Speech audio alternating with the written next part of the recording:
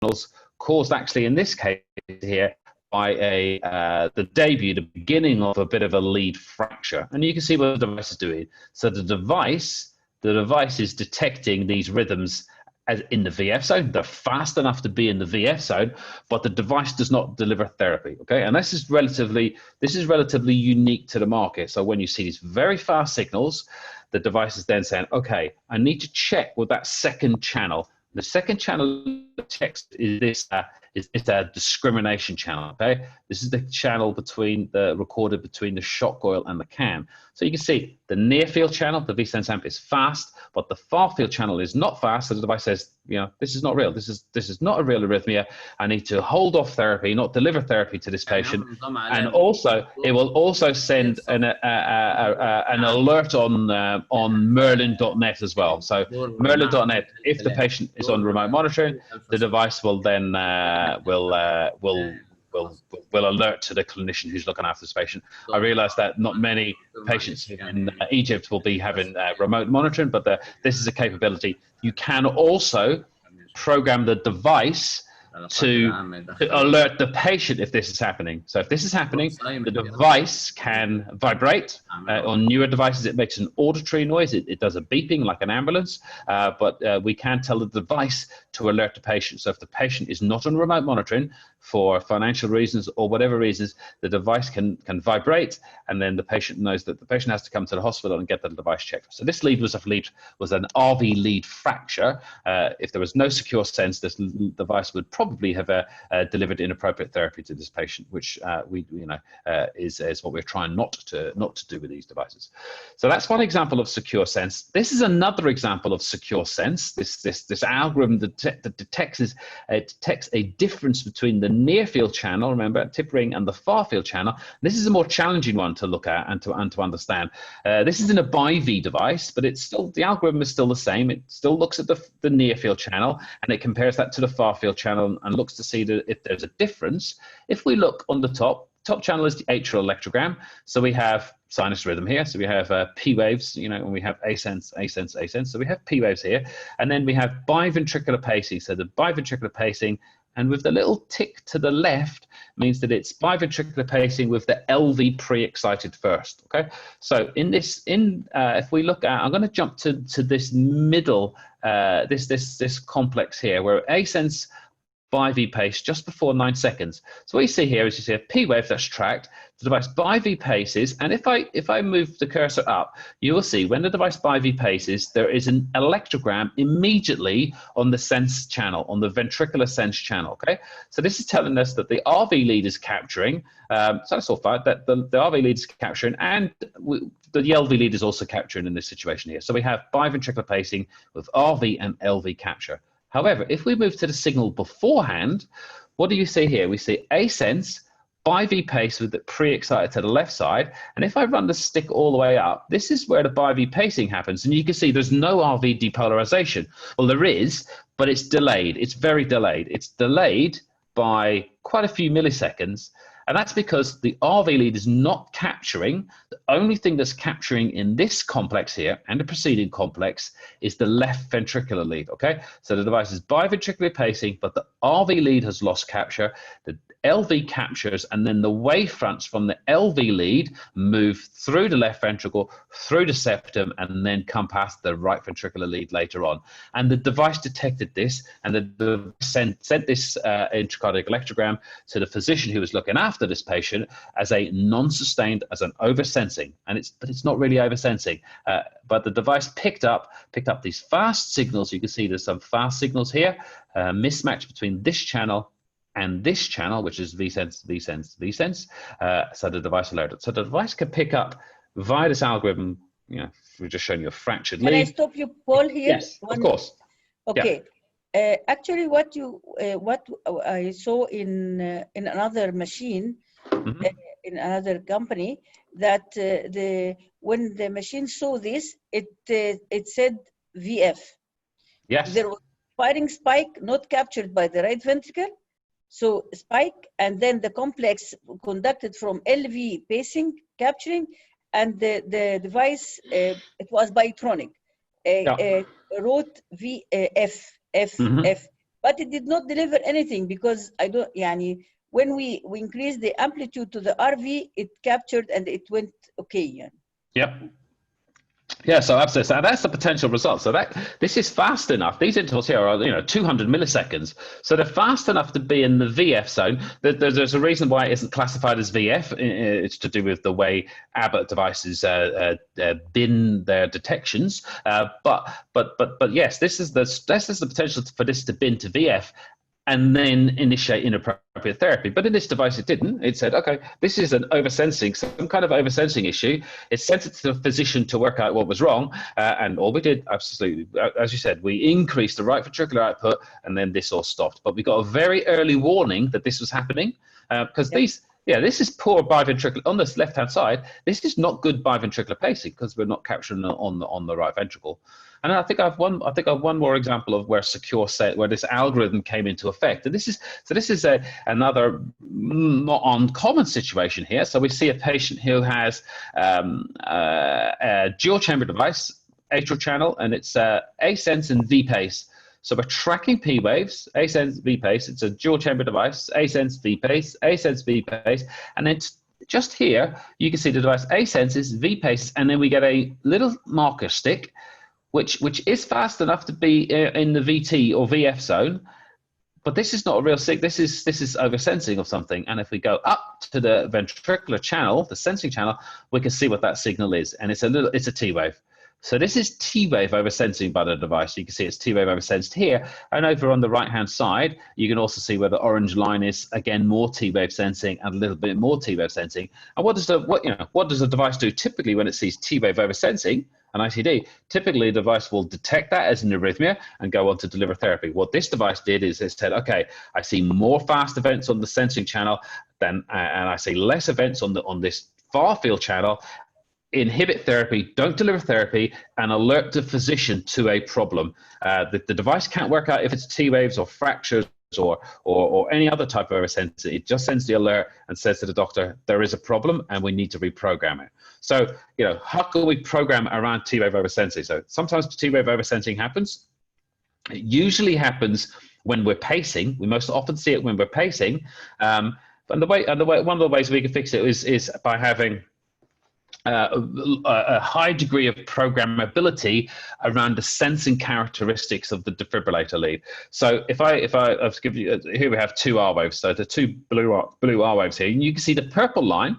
This purple line is the sensitivity declining from the previous R wave.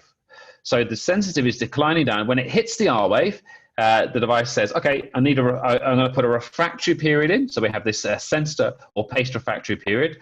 This refractory period is designed to cover the whole of the QRS or the paced QRS.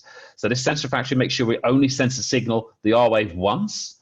At the end, during the sensor refractory period, the device measures the size of the signal, and in this situation, it's measured the signal at 7 millivolts, and the device then sets the sensitivity at a percentage, typically at 50% of the signal that we've just seen. So here, in this situation, the R wave is 7, the sensitivity starts at 3.5 millivolts, and then it holds it for a period of time. So it holds it for 60 milliseconds at 3.5, and then it allows it to climb down. This little bit here where we hold it for 60 seconds, it's jumping us over the top of any major round, and then the device declines down to the next R wave, and it repeats the process. It goes on. So it can quickly track changing R wave amplitudes through arrhythmias or just variable sinus rhythm signals. And every element of this is programmable, okay? Virtually every element of this is programmable. So remember our patient who had the T-wave oversensing, what could we do with the patient who had the T-wave oversensing? We can change these numbers here. So we can change this percentage and move this percentage higher up the R wave, so we're slightly less sensitive just after the R wave, or we can delay the decay a little bit more. So if you imagine that the T-wave is kind of peaking up and just sticking up over this this pink line, we can just extend things a little bit and skip over the top of the T-wave. So if we have T-wave oversensing, number one, we'll get a notification and the detection of it, and then number two, we can use some of this advanced programming to skip around it. So lots of programmability should you have oversensing. It's relatively rare, but it happens, and we can make lots of programming changes to fix that. So that's really sort of our sensing and our discrimination. And this is just some of the data on this algorithm, this secure sense algorithm. So the ability to reduce inappropriate therapy. So it's a real life looking at real life accuracy followed by remote monitoring across a number of centers. So 400 and nearly 500 patients were in it, and 22 inappropriate therapies that would have been delivered had this algorithm not been in place, were inhibited by the device. 10 of those were because of lead dysfunction, so fracture in leads. 12 cases were actually where the device was picking up P waves on the right ventricular lead, which is something that is occasionally seen. And again, 57 patients sent at least one episode of oversensing, and you can see the breakdown of the type of episodes that we see. So some noise on the near field channel is the most common, but then also T-wave oversensing then comes in. But remember, there was 22 inappropriate therapies in these patients were inhibited by the device. So it is relatively rare to get inappropriate therapies due to a combination of this secure sense, the comparison between the near and the far field, and also some of the more advanced SVT discrimination algorithms that are within this device. So our discrimination of SVTs. So what do we have in our discrimination of SVT? So what if we have an intrinsic rhythm like, let's say, AVNRT? AVNRT can be a relatively difficult algorithm for an ICD to discriminate. So what have we got in our device that can help you reduce the likelihood of you delivering therapy to patients for inappropriate therapy? So two key discriminators within Abbott devices are what we call far field morphology discrimination. So far field morphology discrimination looks at an electrogram, again, that's recorded between the RV coil and the CAN. So it's a very wide band electrogram. It's kind of looks a bit like a surface ECG to effect. So we store a template of what sinus rhythm looks like, and then when the device goes into arrhythmia, the device will do a comparison of that stored template of sinus rhythm, which is regularly updated. It's updated at least a couple of times a day, and the ongoing tachycardia. If it looks different, the device says it's VT. If it looks similar, the device says that it's a supraventricular tachycardia. And then the second thing, the second key algorithm here is something called chamber of onset. So chamber of onset is a really elegant algorithm that looks at which chamber accelerated the tachycardia. So in AVNRT, it's almost always, an early P wave. So an early atrial ectopic that comes in, and then it drives the ventricular rate faster. So chamber of onset would look at that and say, okay, it's a tachycardia, it's a fast rhythm, it's in the VT zone, but which chamber made it go fast? And it will look to see, was it the atrial chamber? Was it the ventricular chamber? If the atrial chamber does it, the device classifies it as a supraventricular. If it's a ventricular, the device will classify it as a ventricular tachycardia. And these combination of this and a secure sense gets you down to those really low rates of inappropriate therapy. So hopefully you rarely see inappropriate therapies in Abbott devices. Okay. And so I have I'm just going to, sorry, my slides are not advancing. So the Reduce It study, was a study that came out of Germany, looking at just over 700 patients, looking at, what's the reduction or how can we reduce inappropriate shocks in ICDs with these enhanced SVT discriminators. And what we're able to show is these numbers here. So 96.6% of patients got no inappropriate therapies. 1.6% got less than one inappropriate shock, plus or minus ATP, and then 1.8% had inappropriate ATP, but no inappropriate shock. So we think those numbers are good, and I think you'd find it's probably not too similar with other companies in the market, and we've done, I think, a good job in the last sort of 10 or 15 years to pull these number of inappropriate shocks down to low values.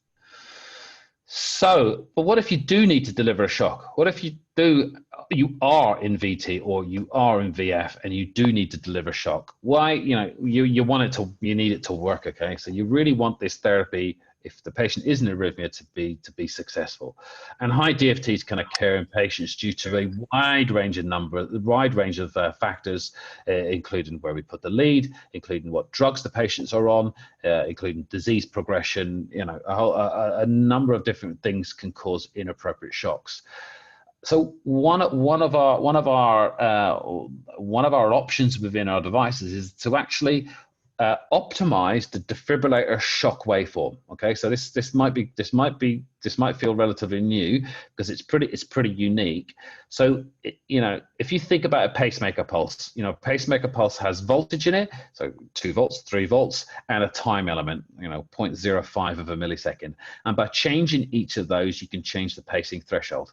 And it's not too far away it's not too dissimilar to what a defibrillator pulse does. So a defibrillator pulse is just lots of volts, so 800 volts over a slightly a longer time period.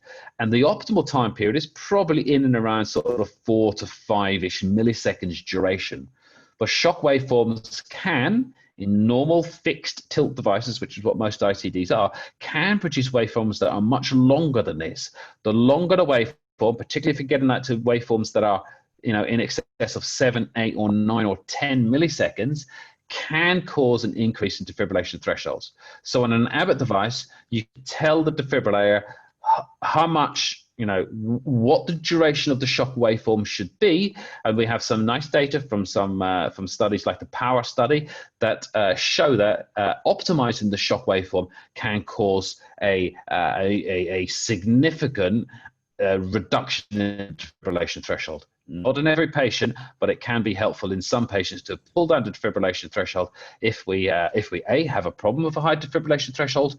So we may not have to put more metal into the patient or open up the patient. We may be able to program around it, and it can be highly successful and has been. I've used it many times when we've done DFTs in the past. We don't do them so much anymore. But in the past, when we had a high DFT at an implant, this on an Abbott device would be the first thing that we would change. We would not change the polarity generally. First of all, we would not change the vector. We would just change the shock waveform duration and try and optimize the shock waveform duration a little bit. And I said it's usually very successful and can pull down DFTs. We've got some nice published data on that. So that's what happens when you deliver a shock, and then you can't. So that's when we delivered a shock for a real VF. And then there can be, I'm going to talk you through a case study and move on past that slide here. So I talk about, before I go on to some CRT elements. This is, if we think about it, if you look at so here we have a fast path summary. So here we have the front page of the programmer of the programmer printout, and if you have a look at it, if you have a scan through, you can see the longevity is 6 years. It's been in for a little while. The ventricular threshold is fine. The sensing signals are good on the RV. They're a bit low on the right atrial lead. The RA impedance is okay. The RV lead impedance is okay, but the defibrillator shock impedance is less than 10 ohms in the RV to SVC and CAN configuration. So this is a dual coil lead, and this is a dual coil lead that is attached to a man who had a box change about 3 months previous to this printout being printed from the device. Okay, so he's had a dual coil lead in, he's had a box change, and now he's presented with this intracardiac electrogram and a therapy. And so what does a shock impedance of less than 10 ohms mean? Shock impedance of less than 10 ohms means that there's a insulation defect within that lead, and there is a short circuit within that lead. And if you have a short circuit in the high voltage side of the lead, that's really serious. And why is that really serious? Because you end up shunting the current that's supposed to be delivered through the patient to defibrillate the patient, that's shunted back into the device before it goes through the patient. So this insulation fault with the device could be in the pocket, or it could be under the SVC coil.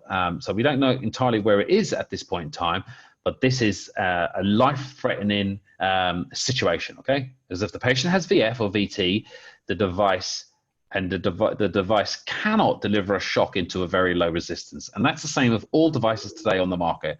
The resistance is very low. The device will not shock because the device knows that it's a short circuit, okay? But this patient came in, he came into hospital alive and well, and I'm gonna show you his arrhythmia.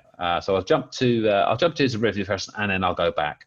So here's the patient's arrhythmia. What you see is a patient who's in AF, he's in permanent atrial fibrillation, and you can see the ventricular lead is fast. So there's a fast ventricular tachycardia going on and atrial fibrillation at the same time. This man, by the way, if you're thinking, well, it could be fast AF, he has third degree AV block. Okay, so this man has third degree AV block, so this has to be VT. Okay, so he's a VT. And the device is charging. These little asterisks is the device charging to deliver therapy. He had a number of ATPs preceding this. The device was, the VT was resistant to anti-tachycardia pacing.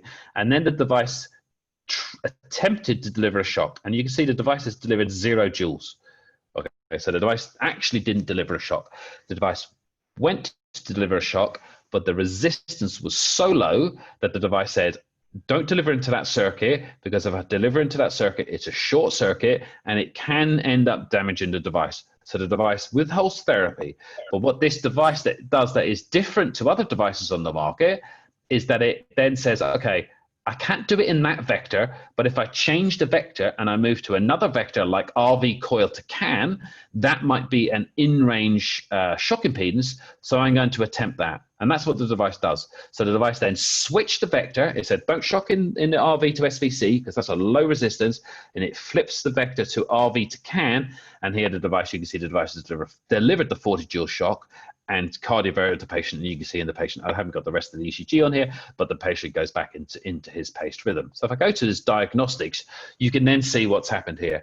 So you can see the device is warning that there's a problem with the lead, there's a problem with the insulation. It tells you up top there. It tells you that at least one shock was unsuccessful. It wasn't delivered. It tells you that ATP is unsuccessful, and also tells you that high voltage lead impedance is out of range. So this lead is in a serious. This lead probably needs to, well, not this lead needs replacing.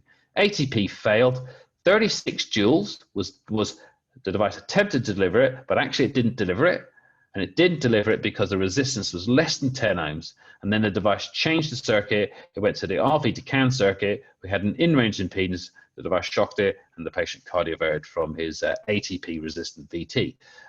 One wonders what might have happened to this patient if the device hadn't changed the circuit. The device hadn't changed the circuit, had the capability to change the circuit. This device would have held off the shock and just sat and watched the patient, and the patient would have remained in VT, okay? And that's standard across the ICD industry, okay? If you have very low resistances on a shock, devices hold off therapy because it has the potential to damage the device, and it will not cardiovert the patient. So we really don't want to deliver shocks into those very low resistance. So do watch out for this. You may think, well, this is a box change patient. Why didn't the physician and the hospital detect that there was a problem with this lead at the box change? Well, I know that the doctor who replaced this device, and he's a very good doctor, and he did test a shock impedance, and the shock impedance at box change was entirely normal. And he didn't cut the lead. He's a very meticulous doctor. He didn't cut the lead. But a thing that's worthwhile remembering is that when you test a shock impedance from the programmer, it's a very low amount of current that you're delivering to the patient. Okay, so you're delivering a tiny amount of current to the patient, otherwise the patient would feel a shock. And these resistances, these tests may sometimes not detect insulation failures. Okay, so there's very low impedance tests that you do from the programmer may not detect an insulation failure like in this situation here. And there are some people who advocate in leads that you are suspicious of an insulation failure. Maybe it's an advisory lead or just a very old lead, because all leads fail. At box change, some people would advocate delivering a good amount of volts in 10 or 20 joules synchronized to the R wave to really test that test the insulation of the lead. So yeah, so box change, all numbers were normal, but actually he had a fault in his lead that could have resulted in him never receiving therapy for a VF shock, which is reasonably which is important. So that's our shot. Now, this is our product portfolio. I'm sure you're aware of them. We have the Ellipse, the Fortify Assura, and then 2 leads here. So really, it's more about the leads I wanted to mention. So we have the OptiSure lead, and then we have the Durata lead. So the Durata lead is the lead that probably you use most. The OptiSure lead is the lead that's been around for about seven years. It is essentially the same construction as the Durata lead, but it has an added layer of insulation, okay? So it's a slightly thicker lead, has a thicker layer of insulation, and there is also insulation underneath the shocking coils, underneath the SVC coil. So an added layer of insulation and added insulation underneath the shock coils, which can help prevent maybe cables migrating from the inside of the lead onto the shock coil in the SVC and causing short circuits. So some doctors, certainly here in the UK and Ireland, like to use the OptiSure lead because they say, okay, well, I feel that a more insulated lead is going to be safer in patients longer term. But the data on both leads is good. You can look at our product performance data on our website, and you can see that the OptiSure and the Durata perform both equally as well as each other. But there's 2 different types of leads, essentially the same. One on the left is a little bit fatter than the one on the right-hand side of the insulation. So that's really about the I guess the safety and some of the key safety elements of the device. And then, so the next thing I just wanted to talk about is about some of the CRT elements of the device. Now, I'll talk through some cases and some technology within our devices that can help you get the really high quality CRT results. So sometimes I think, okay, so we put a CRT into a patient here in the UK, and in the UK, a CRT device might cost £10,000. So £10,000 worth of financial investment just for the device into this patient.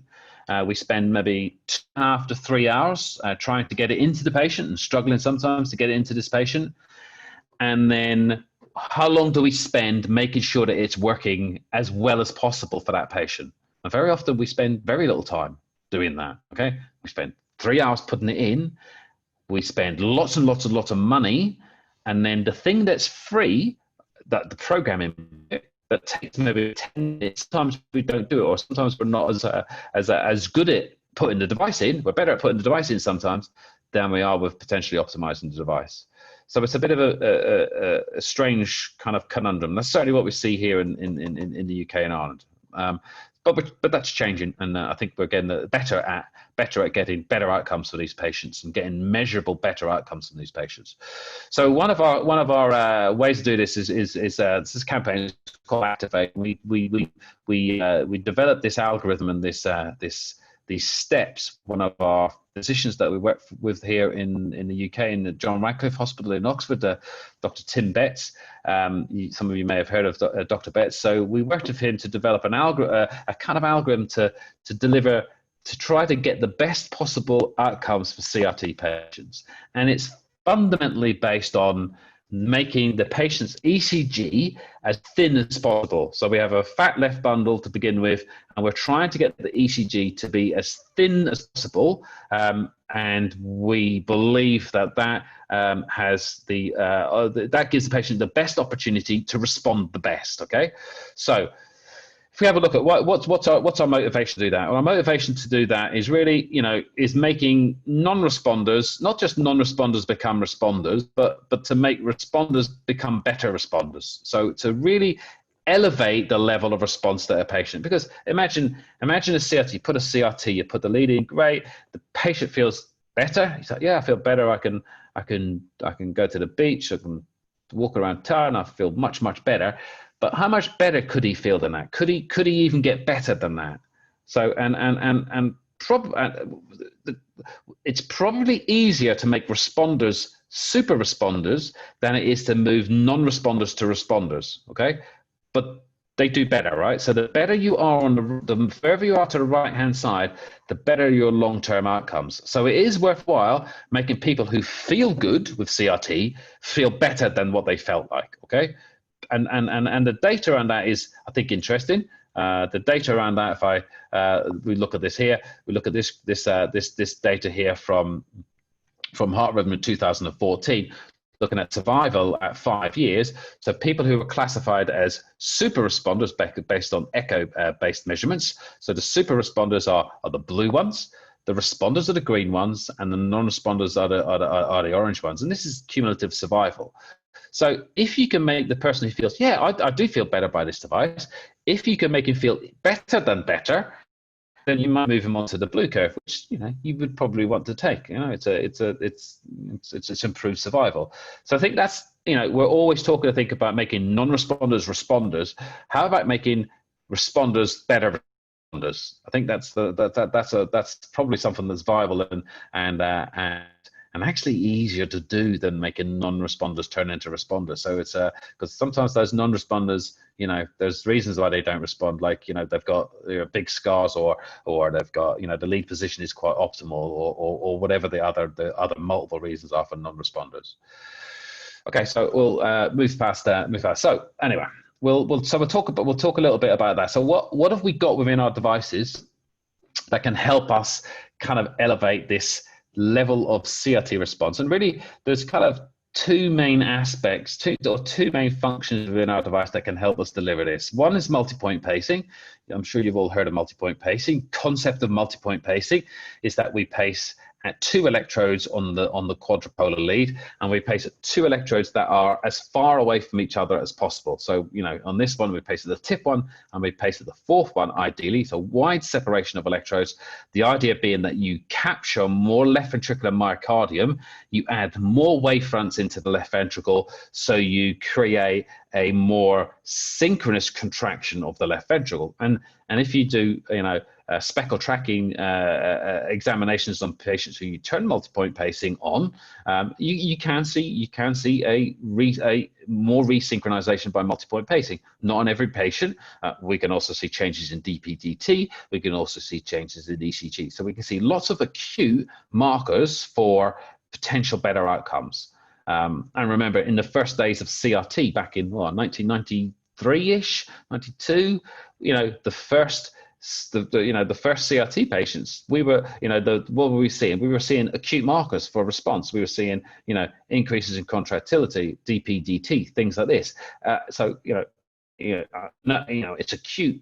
We're seeing acute stuff, and sometimes we think, well, does acute mean long term?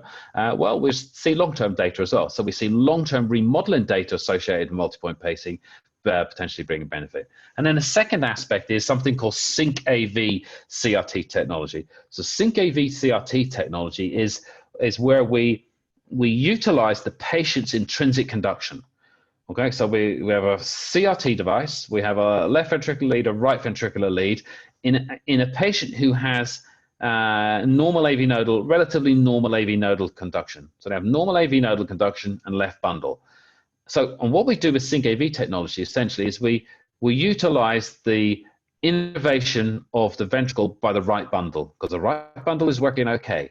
So we use those wavefronts coming from that right bundle to again start to depolarize the septum and the left ventricle. We also LV pace and we also RV pace. So we have multiple wavefronts running across this patient's ventricle.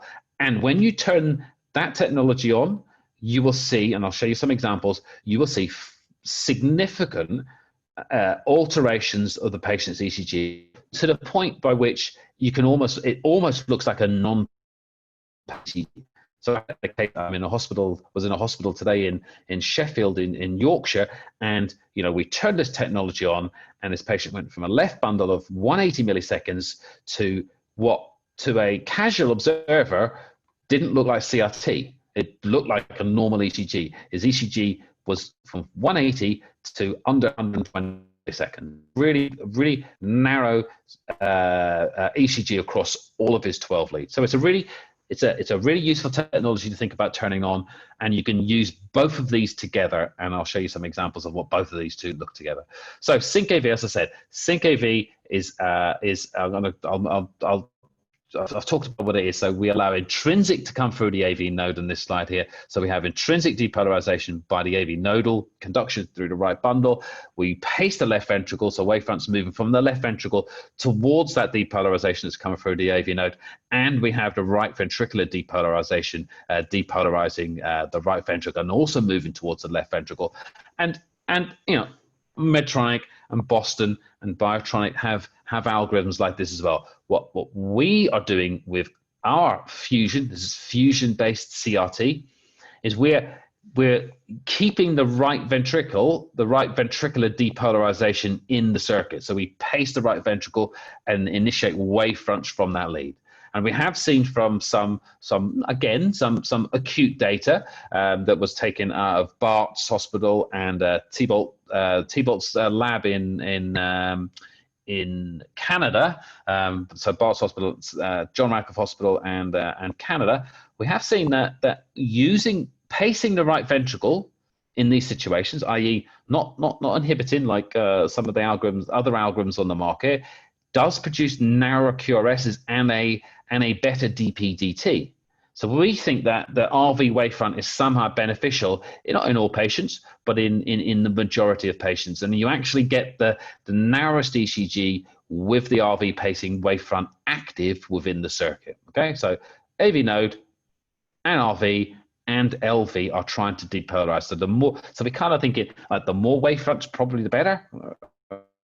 Depolarize more muscle and get skinnier ECGs as a result of that.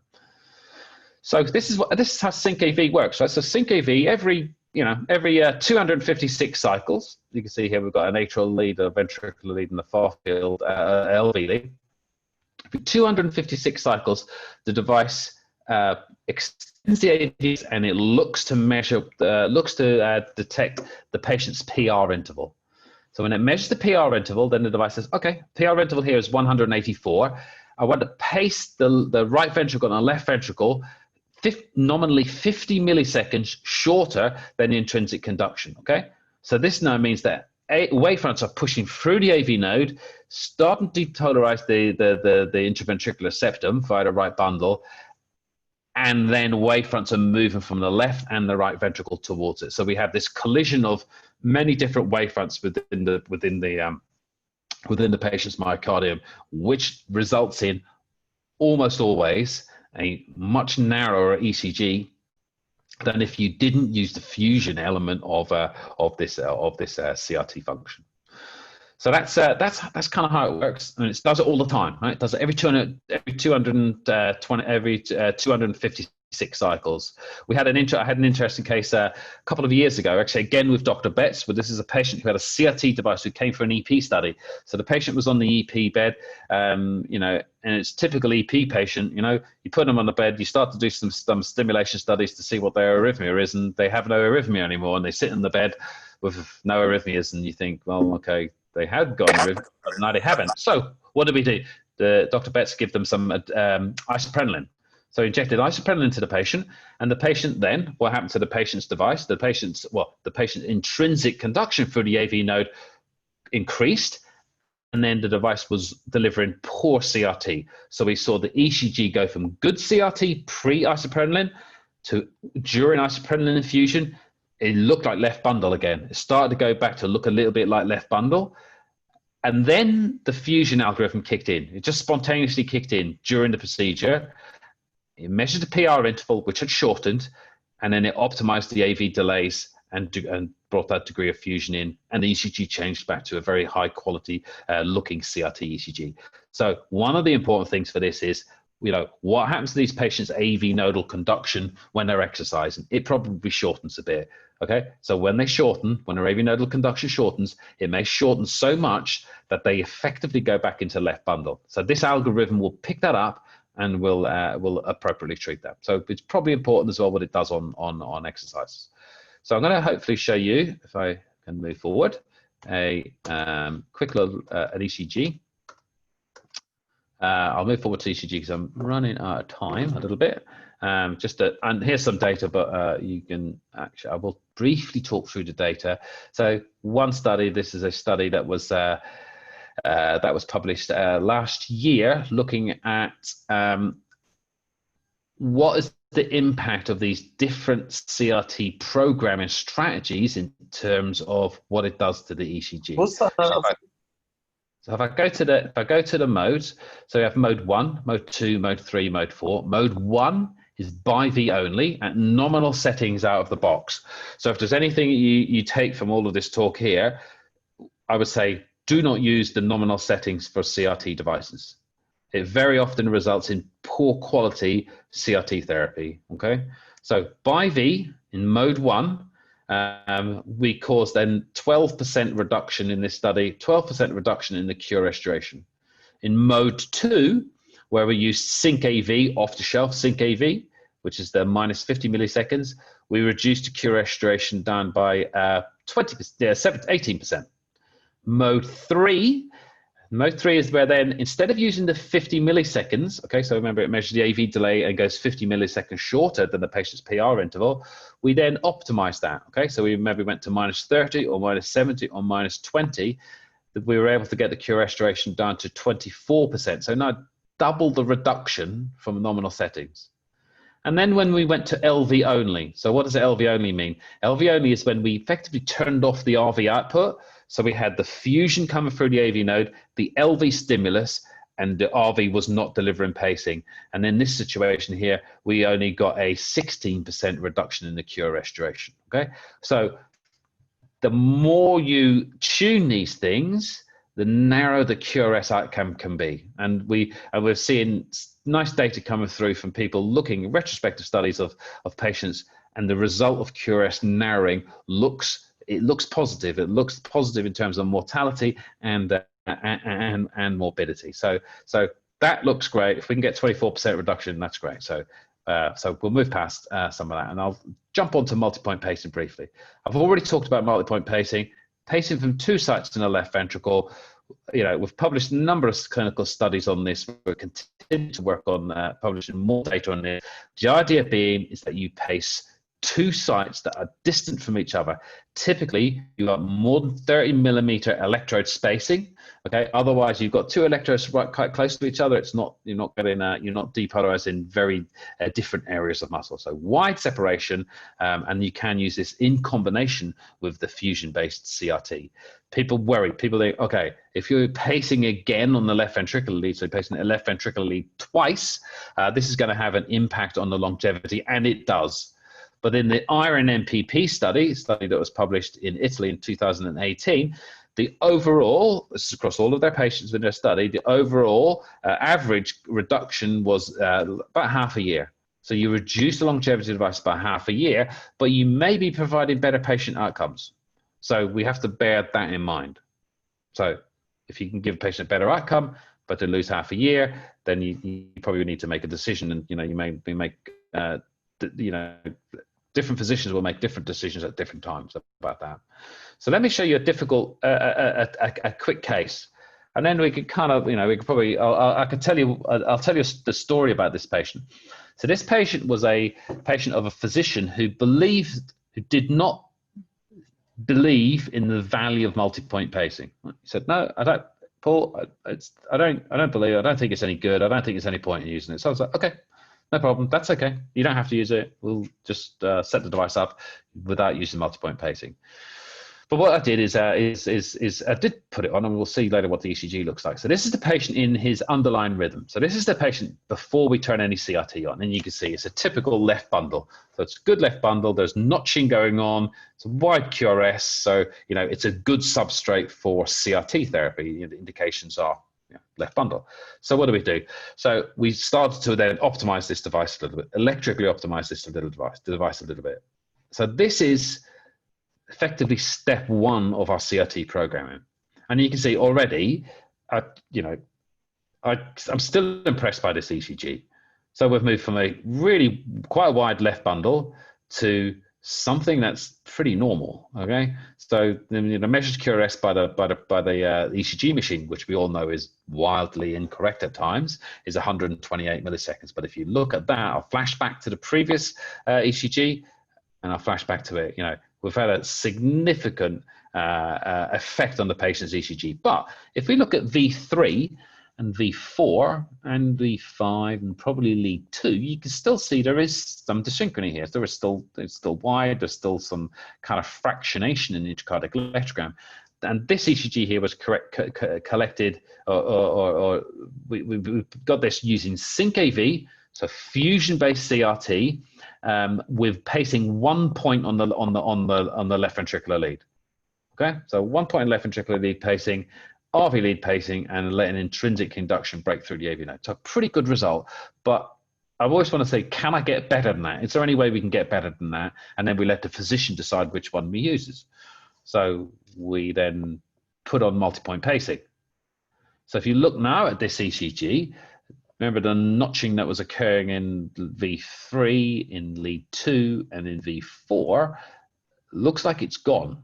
These are much sharper signals now than we had before. If I go back, so you can do a comparison, you can see that V3 is kind of quite a little bit fractionated, V4 certainly fractionated, and there's a bit in V5. And when we move here, you know, there's still a little bit of something going on in V5, but we certainly have improved V3, V4, and also lead 2.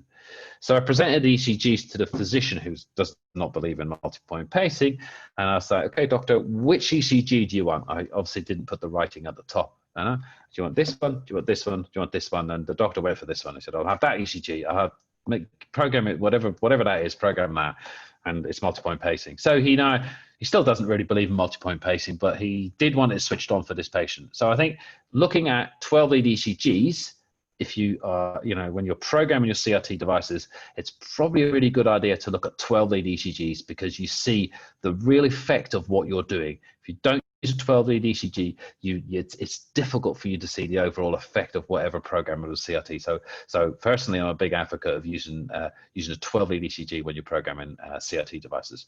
So that is almost exactly 9 o'clock.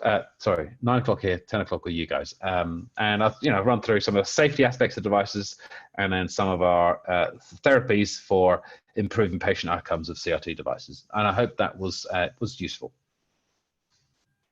Thank you very much, Paul, for this very nice illustration of the nice technology of Abbott and some tips and tricks and how to convince doctors to use this technology and how this technology can protect the patient and deliver the therapy on time.